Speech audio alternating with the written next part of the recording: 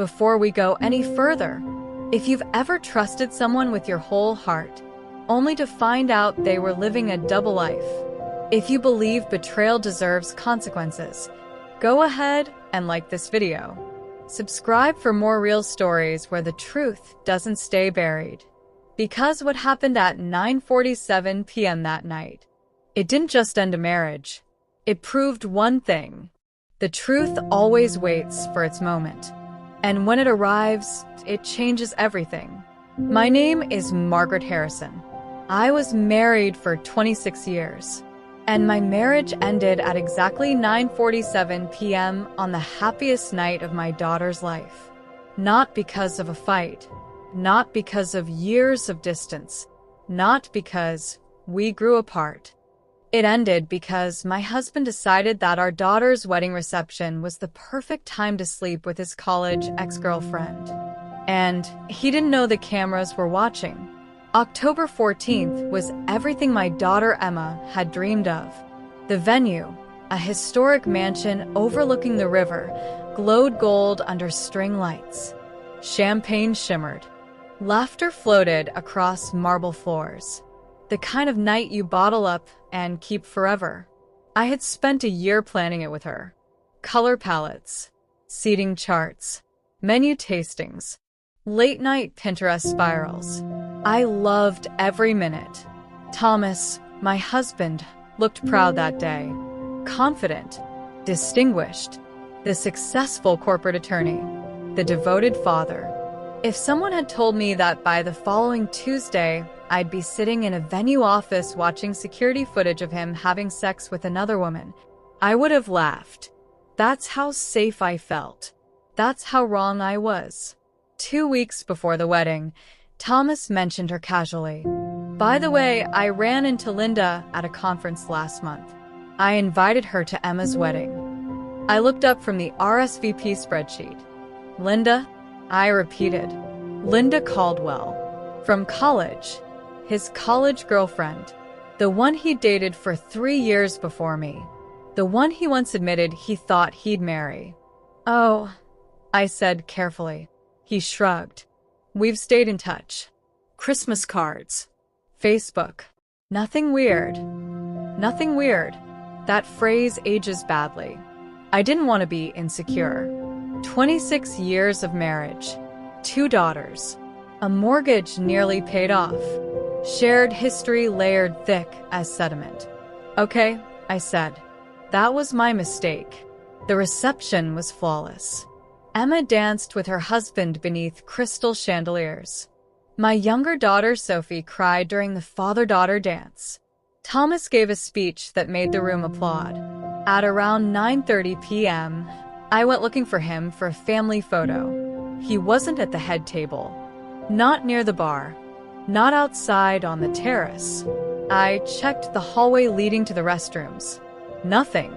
I asked Sophie, "Have you seen your dad?" She shook her head. Not for a bit. A thin thread of unease pulled tight in my chest. At 10:12 p.m., Thomas reappeared.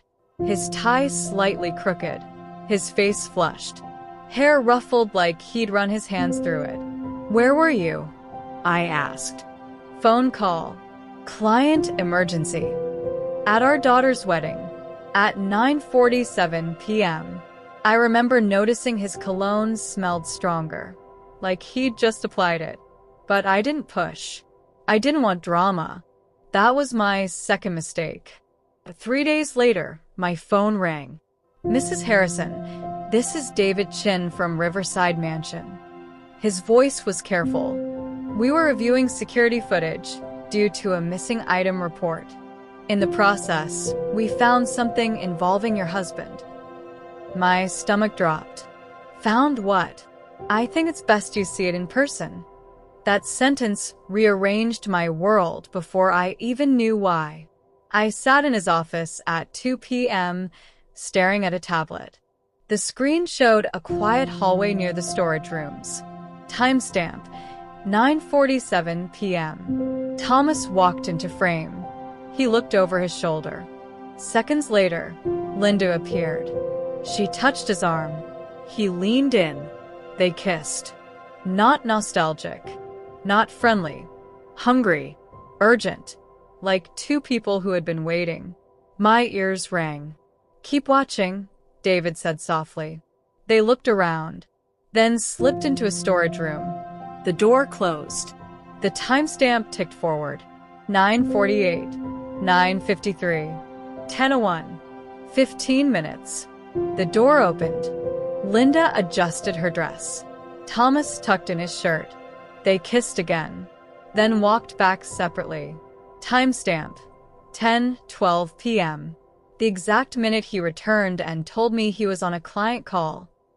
I didn't cry. Shock is cold. It drains everything. "Can I have a copy?" I asked. David nodded. I watched the footage again at home. And again. Pain feels unreal until repetition makes it concrete. Then I opened Thomas's laptop. I wasn't guessing anymore. I was excavating. Hundreds of emails. 5 years worth. Flirting that slowly sharpened into desire. I still think about us. Do you ever wonder what would have happened if we'd stayed together? Seeing you last month stirred things up. 3 months before the wedding. I'll be at Emma's wedding. Are you sure that's wise? Life's short. 1 week before. Is there somewhere private at the venue? I checked the layout online. He had researched the floor plan. He knew exactly where to go. The day after the wedding. I can't stop thinking about last night. Worth the risk? Absolutely. Risk. That word cracked something open inside me. He had weighed our marriage, our daughter's wedding, 26 years, and called it a risk. When he came home that evening, he smiled. "How was your day?" I turned the laptop toward him. Press play. He watched himself kiss another woman. The color drained from his face. "Margaret." 9:47 p.m., I said calmly. During our daughter's reception. He started shaking his head. "It was a mistake. You researched storage rooms." Silence. "It didn't mean anything. You emailed her the next day." He sat down hard. "I was going to end it. You just started it." He reached for me. I stepped back. "What are you going to do?" he whispered. I already called a divorce attorney. For the first time in 26 years, I saw fear in his eyes. Telling Emma was the hardest thing I've ever done. She had just returned from her honeymoon. I showed her the footage. Her hands covered her mouth. During my wedding? Yes. Sophie looked furious. "She hugged me right after," Emma whispered. She was in the bathroom fixing her makeup while he was, oh my God. That detail broke something in me. The performance. The audacity. Sophie's voice was ice. "Divorce him?" Emma cried quietly. I can't look at my wedding photos the same. That's when my anger stopped being sharp. It became focused. He hadn't just betrayed me. He hijacked our daughter's memory for a thrill.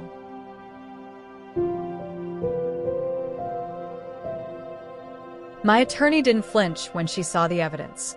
"Premeditated adultery," she said, "and documented." We filed immediately. He was served at his office. He called me in a panic. "You served me at work? You had sex at our daughter's wedding." Silence. The divorce moved fast. Video evidence removes negotiation. I kept the house, 70% of our assets. He kept his retirement account and his regret. For months. Done. Word spreads, especially when there's proof. I didn't blast it online. I didn't need to. Truth doesn't require marketing. His firm found out. Linda's husband found out. That marriage imploded within weeks. Thomas and Linda tried to build something from the wreckage. Turns out passion born in secrecy rarely survives daylight. They lasted 6 months. Then even that burned out. 6 months later, Thomas asked to meet for coffee. He looked smaller. "I never thought you'd expose me," he said. I sipped my drink. "You exposed yourself. You ruined my reputation." "No," I said calmly. "You did." He stared at the table. For the first time, He had no narrative left to spin. No charm. No defense. Just consequence. And in that silence, I felt something unexpected. Peace. It's been a year. Emma can look at her wedding photos again. Sophie doesn't flinch at the mention of her father. I'm seeing someone new. A man who doesn't disappear for 15 minutes. A man who doesn't treat vows like flexible guidelines. Sometimes people say, I was ruthless. That I shouldn't have shown the footage. That I should have protected his dignity. But here's the truth. Dignity isn't something your spouse safeguards after betrayal. It's something you protect before you commit it. He planned it. He timed it. He chose it. At 9:47 p.m. during our daughter's wedding. And when someone tries to rewrite history, sometimes the most powerful revenge is simply pressing play. Betrayal fractures reality. You question your instincts, your memory, your worth.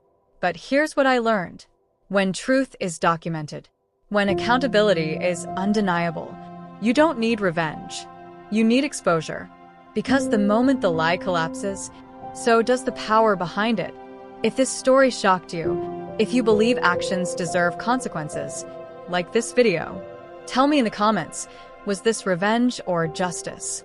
And subscribe, because sooner or later, the cameras always catch everything.